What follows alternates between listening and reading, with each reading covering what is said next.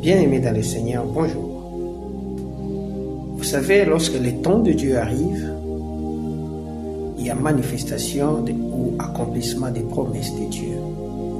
Beaucoup de gens cherchent à comprendre c'est quoi le temps de Dieu.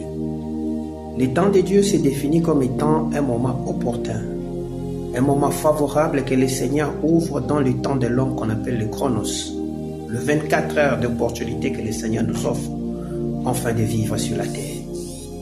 Mais le temps de Dieu n'est pas jugulé par les 24 heures des hommes, mais il est jugulé par la volonté de Dieu lui-même. Car c'est Dieu lui-même qui contrôle ces temps là-bas. Certains l'ont appelé Kairos. C'est une opportunité que le Seigneur offre, afin que nous puissions vivre l'accomplissement de ce qu'il a dit.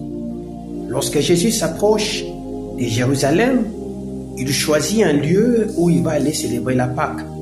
Il dit ceci à tous les apôtres. Il dit, vous irez chez un tel, vous trouverez une maison. Vous lui direz, mon temps est arrivé. Je dois célébrer la Pâque chez toi avec mes disciples.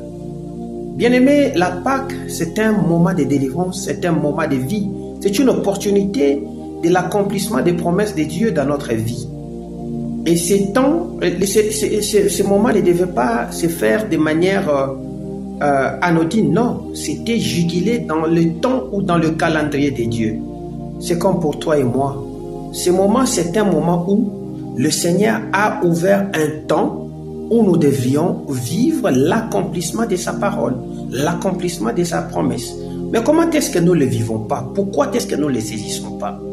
C'est parce que quelque part, il n'y a pas un élément qui déclenche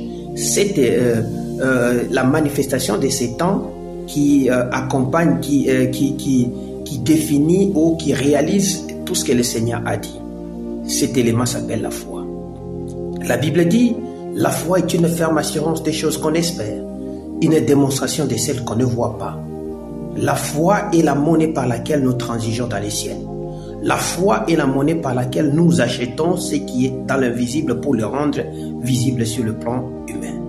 Alors tu as besoin, pour vivre la manifestation des promesses de Dieu, d'avoir la foi. La deuxième des choses, tu as besoin de te détourner de tes mauvaises voies. La troisième des choses, il faut se laisser guider par le Saint-Esprit, car lui seul est capable de te mener à bon port. Voilà. Le temps de Dieu est là. Depuis que Jésus a souhaité partager la Pâque avec nous, il a inauguré ces temps. Ces temps, c'est le temps de la grâce. Et Jésus, c'est qui? Jésus, c'est l'amour de Dieu. Cet amour qui s'est manifesté par un sacrifice suprême pour que moi et toi, nous puissions vivre l'expiation